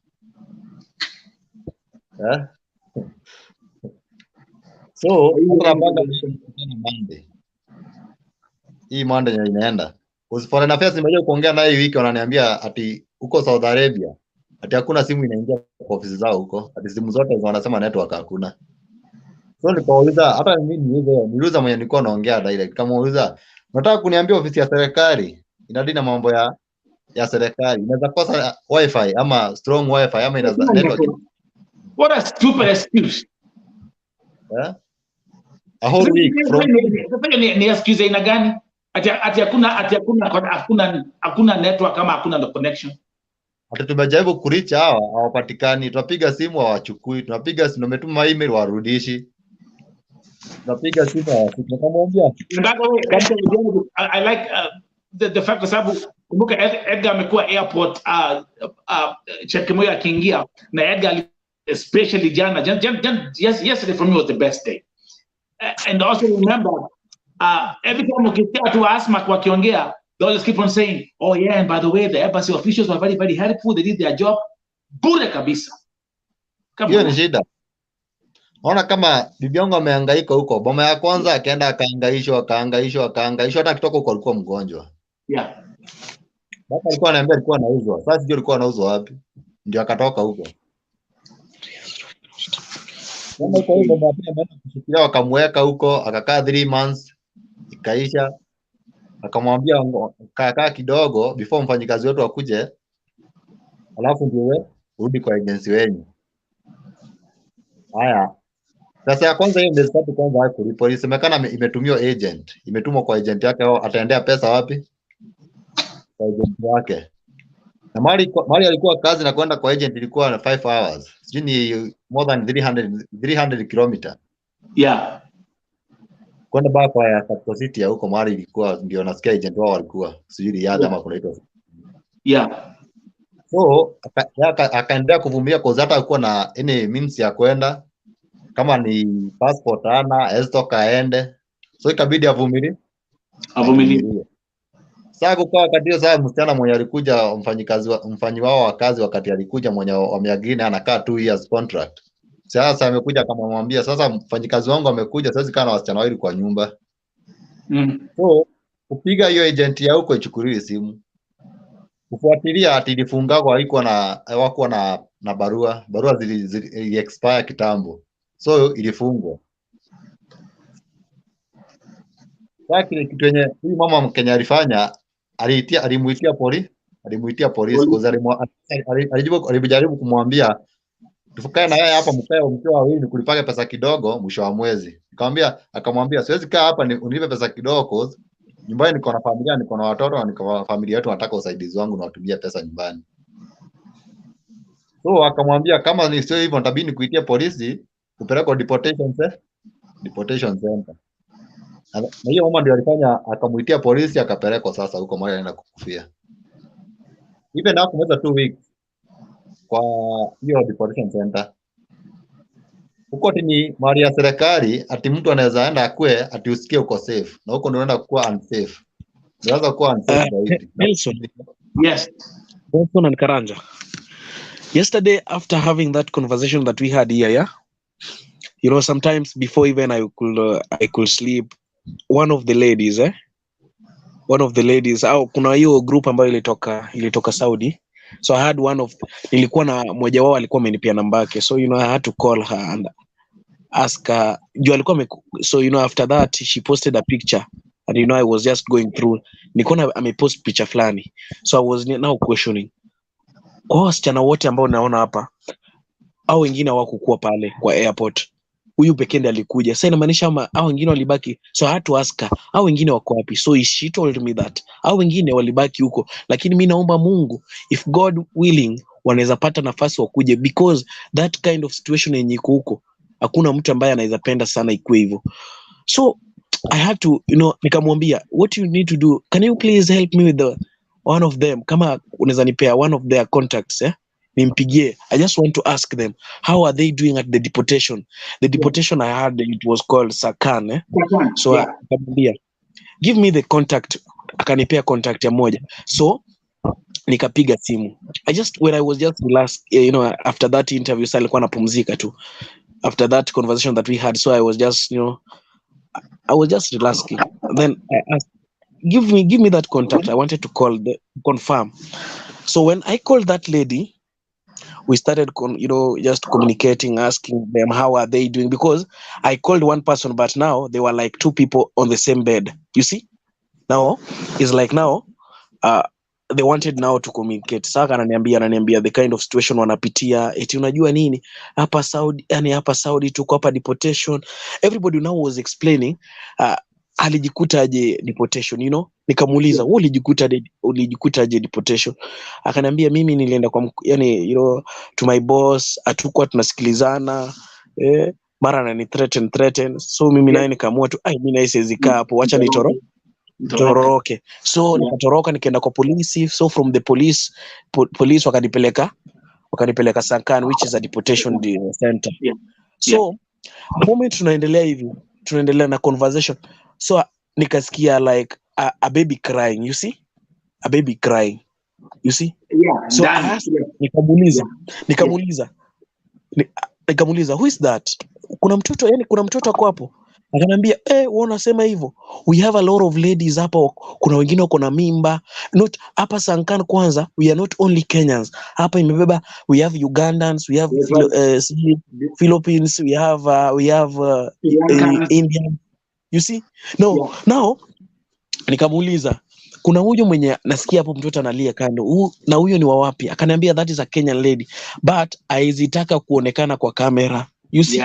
Nikamwambia I'm a good person. What I want you guys to do, let me just have a conversation with her. Aniambie tu, you know. They had to explain for me exactly. They told me everything that was happening at that Sankan deportation. Those people, ukienda kuulizia, you know, everybody uko hapo hivyo, aujui utaenda nyumbani lini. Exactly, you don't know. Unakujanga tu nasikia wewe na wewe, haya kujeni mjivai, unaona? You will not be told that wewe utaenda siku fulani. There is no criteria that shows how people are being chosen. That's right. Hakunanga. No criteria. Wewe na wewe twende. Wewe na wewe twende. You see? Yeah. They explained to me the case of Diana. Diana alikuja tu hivi and somebody mwenye alifaa kuenda wakachukua nafasi yake wakaeka Diana kuja Kenya because now Diana was becoming a threat, you see? Because the story of Diana now it was becoming a threat to the embassy. Yeye venye alikuja hivi wakatafuta space ya mtu mwingine wakamweka akakuja tu Kenya direct teke because he was now becoming a threat to the embassy. That's right. Now you see. Now I had to communicate with that lady mwenye alikuwa na mtoto. Nikamwambia wewe, I'm not recording anything. I just want we make stories, uniambie how was this possible ukapata hadi mtoto. And most of the pregnancy ambayo sasa nasikia ziko deportation hapo. Yaani iko hapo kwa deportation center. How is this possible? Mlipata aje mimba? You see? How are you guys? How mlipita aje? So nikamuuliza the first question that I asked that lady, nikamuuliza, you guys when you ukipita you know medical, you guys go through medical checkup, you know, to confirm that you guys are mko sawa kabisa and you fit to travel, you know. Akaniambia some of our agents, you know, they use the back door. Mnachukuliwa tu hata sometimes amwendi hizo medical checkup, mnachukuliwa tu, unaona. They use this fake they just cook this thing hapa River Road. So unajua how they do it in Nairobi. That's right. They cook them and then you guys, you are being transported, unaona. Mnapandishwa ndege mnakuja. So wewe the moment hata hujui kama uko na mimba, so the moment utapatikana uko na mimba unawekwa deportation. And the worst thing to do, aliniambia the worst thing to do ameona ikifanyikia marafiki zake na hata is that kuna wasichana alipatikana hata na ukipatikana na mimba alafu mtoto ikwe ni mimba ya Muarabu, unaona. She told me ukipatikana uko na mimba ya Muarabu, that's the first thing wanakuambia hiyo ni prostitution. That was like prostitution, even though hawatajua kama this it was through, you know, ilikuja as a sexual assault, unaona. Hawatataka kujua hivyo. They channel it as a prostitution and you know hapo you know the law hapo iko ruthless, you know. The judgment is ruthless. It bears nobody, hata kuwe nani. And then nikamuuliza, now that wewe uko na mtoto, are these people giving you a special treatment because now wewe unafaa kupewa special treatment na mtoto? She told me nothing like special treatment. Hata kuwe na mtoto, there is nothing like a special treatment. They treat you the same. Everybody here is the same. Hata kuwe na mtoto, you are the same. Hata kuwe na mimba, you are the same.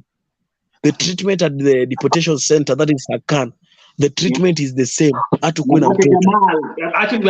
Actually collaborates. This information collaborates. Mamake Jamal yuko hapa. Mamake Jamal alikuwa jela. Kwanza hiyo sasa, hata sasa wacha sasa deportation, jela. Al-Malaz. Ukisikia hiyo jina Al-Malaz Karanja,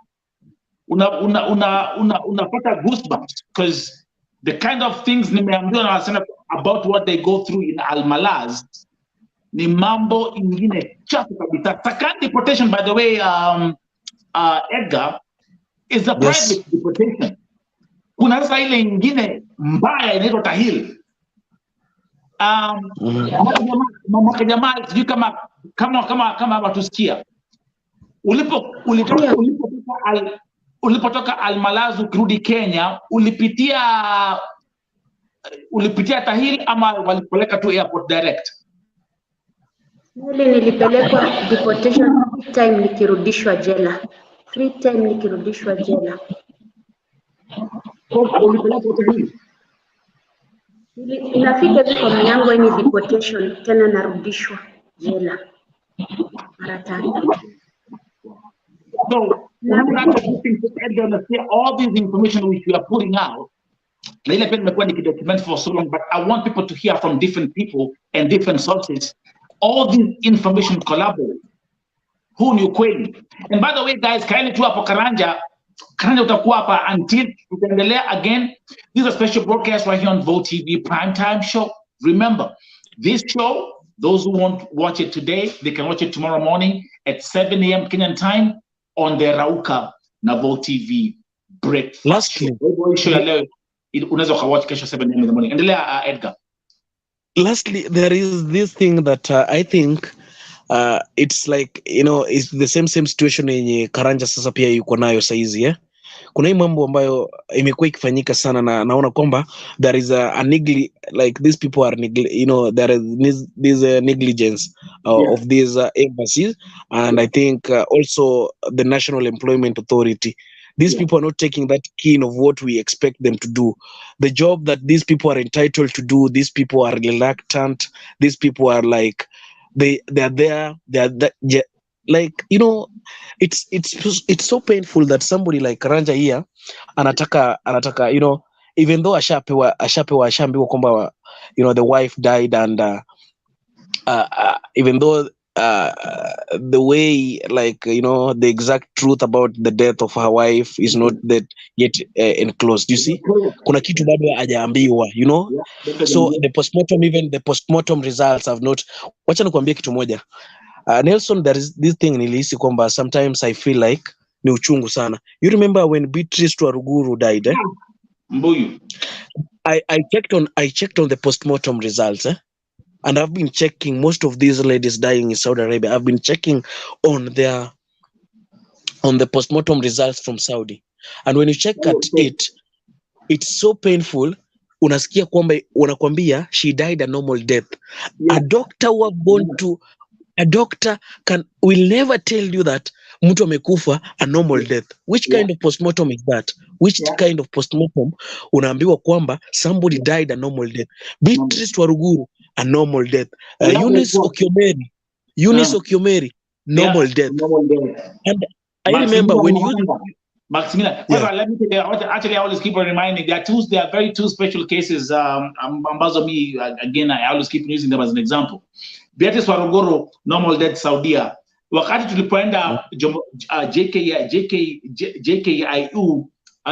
JKIU mortuary kwenda kufanya the postmortem, hata vile mwili tulifunguliwa tu hivi, straight away tulijua, hata the nurses walisema this is a killing. Muliona video when people were coming out screaming and crying out. Kulikuwa na Maximilian Muhanda. Maximilian is one of the most painful deaths I will never forget.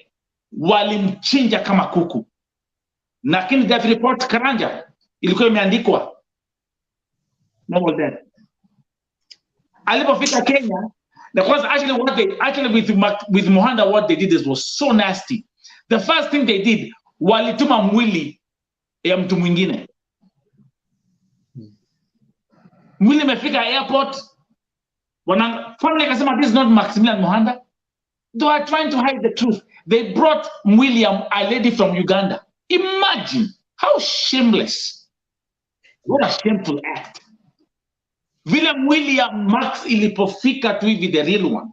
I'm telling you, even the father who I was talking to the whole time, babake anambia Nelson, hata mimi Maximilian Muhanda ni mtoto wangu nimezaa.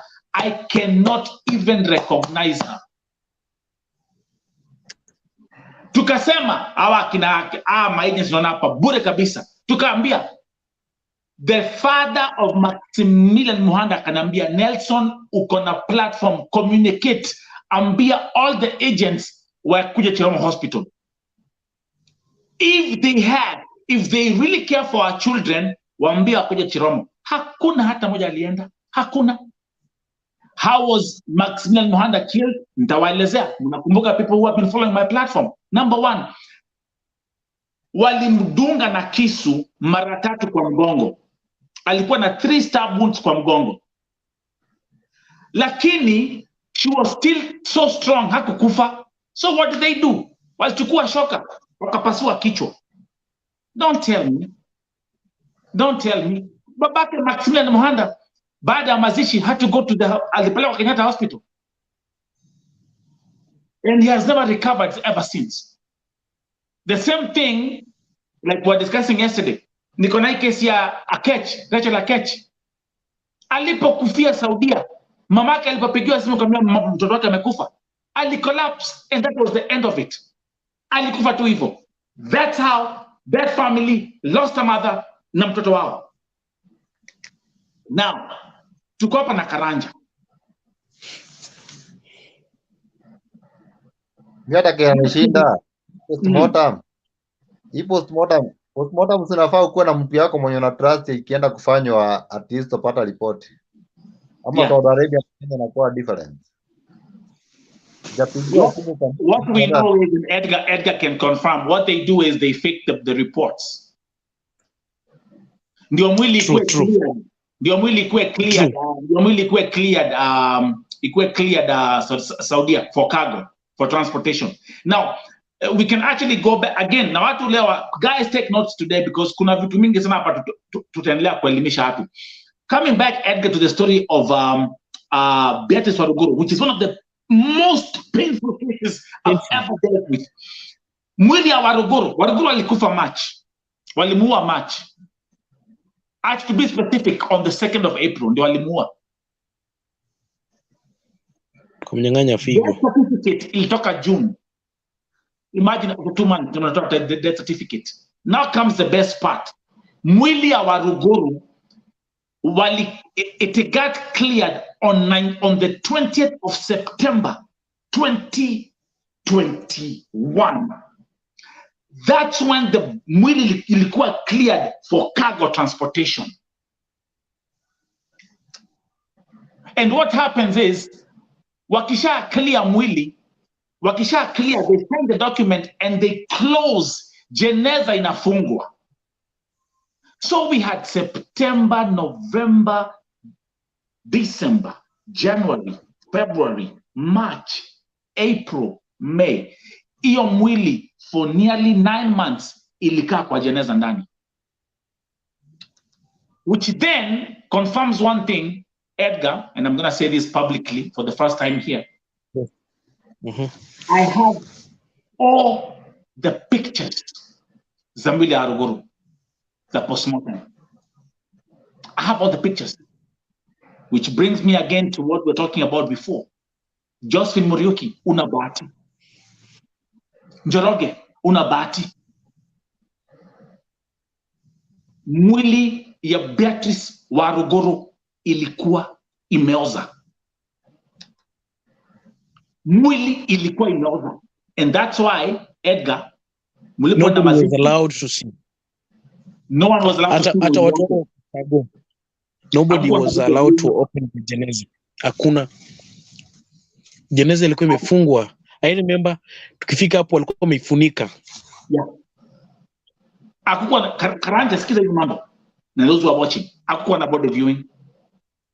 What they don't know, I have exactly, to be specific, 27 pictures of Beatrice Waruguru.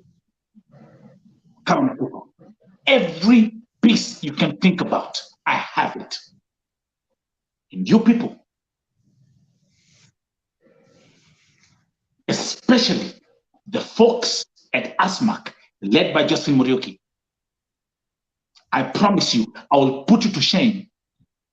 And history will judge you for what you have tried to cover up for so long. Mimi, hakuna mtu mwingine akona hizo picture. I have the pictures, every single picture ya Beatrice Waruguru. And I will show the world those pictures. Ndio watu waweze kuelewa the reaction at the mortuary. Watu wakifaint. Mamake Waruguru wakifaint. Kina Faith bila alikuwa, people were screaming. Mlikuwa hapa, nilifanya live stream for 19 hours. Lakini Karanja, coming back to your story. Unasikia hata bila unaambiwa, nitakwambia hivi as a brother, publicly. I know Karanja. Hivyo anasema bibi yako alianguka from the third floor na kichwa ilipasuka. We have the picture of a very beautiful young woman.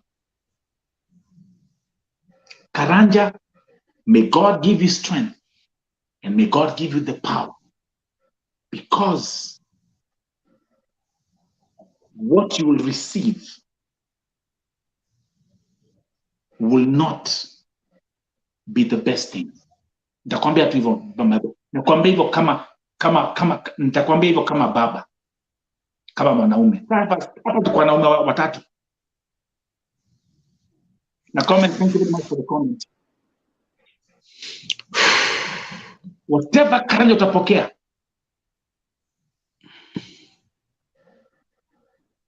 I've been praying for you. Na tumekuwa watu tukikuombea kwa hiyo. You've been here the whole week. Not going to be the best thing for you to see. Hivyo wanasema kichwa imepasuka. She fell from the third floor. But I want tukimalizia Karanja, tafadhali Governor Susan Kihika,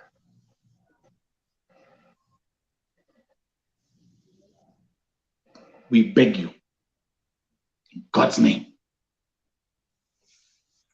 Karanja iko hapa Nairobi County, amekupigia kura, amekupigia campaign, alituambia hapa, amesema we believe Kihika, Susan, uko na utu.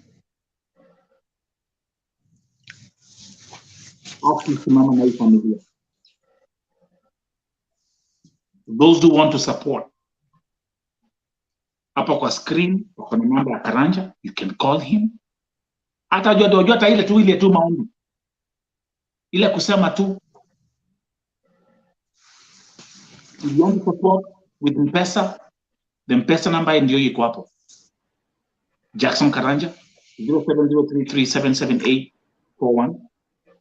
The number is on the screen. There's something I want us to touch on before tumalize. My brother Karanja and Edgar Otiamo, thank you very much. Wasichana wetu, I'll show you an example of my WhatsApp, one of my WhatsApp accounts. Ndio mweze kuelewa the kind of things that I get. Huyu msichana ako Lebanon. This is the whole story of what she's going through. Ni mara ngapi tumembea tu mambo za Lebanon. Huyu ni mwingine. Every message that I open on my WhatsApp, ni mtu akilia, Nelson, nisaidie. Huyu ako Saudia. Huyu ako Saudia. And this is actually just all from today. Angalia. Let me actually just play the audio. Auntie, nilikwambia mimi nilimblock. Hakuna venye mimi na communication zake hakuna. Hakuna communication, communicate na yeye. Amejaribu vyovyote vyenye nitateseka hapa, na hakuna kuteseka, nitateseka. Sasa mimi tu isipokuwa tu ni kurudi Kenya. Siteseki. Juku kuna watu wengi sana hata wanakupea hope. Mwingine unasikia. I'm just wrapping it up. Uwa for deportation. Amekaa 2 months. I mean, Edgar, do you see all this here? All these people are all asking and this just if people just knew the kind of messages I get every day. If people just knew, every single message is someone crying for help. Uyo kwa Lebanon. Alikuma Karaja. Nikumalizia tu tunamalizia. Hizi ni vile nimetumiwa. These are other people. So ile kazi iko ni kazi mingi. But we will continue to raise awareness na kuelimisha watu. People cannot say that always sema ati hawakuambiwa. You've spoken enough. The more wanakuja, the more wanaenda. The more wanaenda. Ndege zimejaa. But we'll do this again. Thank you very much, folks.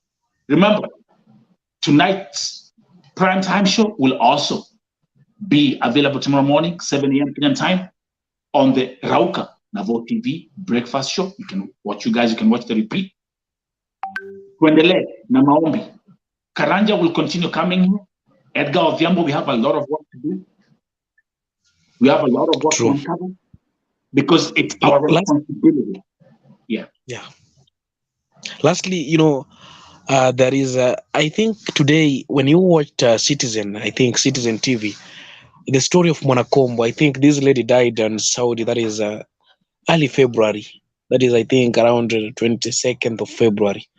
And her body has not yet been, even the family yake imejaribu sana. As even me, I've tried doing a lot of vlogs, and I think today, because of creating that awareness and pushing, I think leo hii imetangazwa kwenye Citizen TV, whereby the family had to be interviewed, and the agent kwanza inasemekana kwamba the agent is not even cooperating at all. You see, they will not. The case to Karanja is almost similar, because I think the agent ule mwenye, these people are involved, these people we do the follow-up, these people are not doing exactly, and they think that we don't have the voice. They think we don't have the voice, they don't know we have the voice. Sisi ndio tu, yani sisi ndio wengi. You see, we have that power. If they are not going to do exactly what we are going to stand with Karanja. By the way, we are going to stand with Karanja we are going to stand with Karanja until the body is retrieved back to Kenya. And Karanja, I'm going to be with you. I'll be there. I'll come with my media. We'll do everything. I'll be there to make sure that if that agent atakuja kukanyaga hapo na he or she does nothing, we will expose that agent. Asikuja hapo. If now, the moment we are fighting for you, we are fighting for that, your wife's body to come back to Kenya for the burial, and yes, saizi afanye chochote, anongoja tu kukuja kujitengenezea jina kwa airport, the same way they always do. Wakisha kuja hapo wanakuja na these ASMAC team, wanakuja kujitengenezea jina. This time we are not going to allow that, because tunawajua. Watasema kwamba siji agency imetoa pesa, siji kafanya hivi na hivi. Yet kuna pesa za deportation, the likes of Nelly. Hiyo pesa ambayo the ticket alitumia kukuja Kenya ilikuwa ticket ya deportation, alafu yeye anakula 150,000, whereby that family was the family that was poor. The family was poorer. Wanauza kila kitu. The mom had to sell everything to make sure that Nelly is back. And mwenye alikuwa na the beneficiary of all of these 150,000 was Salome. Now she had the guards to laugh at the airport. Meanwhile, everybody was angry. Ulimwona akicheka? She was laughing. I even had to record her that. Guys, it's been a very powerful show. Let me actually give a shout out to my folks at Kumbuka. The Vote TV primetime show. All primetime shows will be aired on 5 platforms at the same time. Sure, Leo. Let me give a shout out to my folks on Facebook. Karanja, the word is getting out. Nimeangalia like my Facebook page. It has been this show has been shared over 21 times. Tuendelee tu hivyo hivyo. Vote TV primetime show. Bobu America kesho ataenda nini? Ataenda mochari kesho saa 3:30. Nimeona hapo kwa message. Yes. Tutakuwa hapa. Let me Sawa, give naomba the folks at Nelson Mike Podcast YouTube channel. Thank you. Folks on the Vote TV Facebook page. Thank you. And also Twitter at Vote Television. The Vote TV primetime show is broadcasting on 5 platforms at the same time. Edgar, they will remember us. History will remember us, and history will honor us for being on the right side of humanity. Karanja, I found a brother in you. This is your home. Hii ni nyumba yako. Hapa uko na family. You have a family. Uko na familia ambayo imekushikilia. Najua mzigo huo ni mzigo mmoja mzito sana. But God, there's a God in heaven that will make a way. And I wish you a good night. Barikiwa sana. We'll be back tomorrow. Now, hopefully, my hope, Edgar, and I want us to keep on pushing on that. Yes. I want Susan Kihika to seriously get on this issue. She's the governor, the India governor, and I'm sure she can do something. She can move this case forward, even help expedite. At least, ndio hata Karanja aweze kutulia, relax, get that peace of mind. Bibi yangu yuko hapa, hata kama yuko hai, ako nyumbani, not in a different country. Hata imagine, hata wajambia Karanja ako mochari gani. That's the worst part. Those who are watching, thank you very much. And I'll see you guys tomorrow at Vote TV. Twende kazi, hiyo manana. Thank you very much.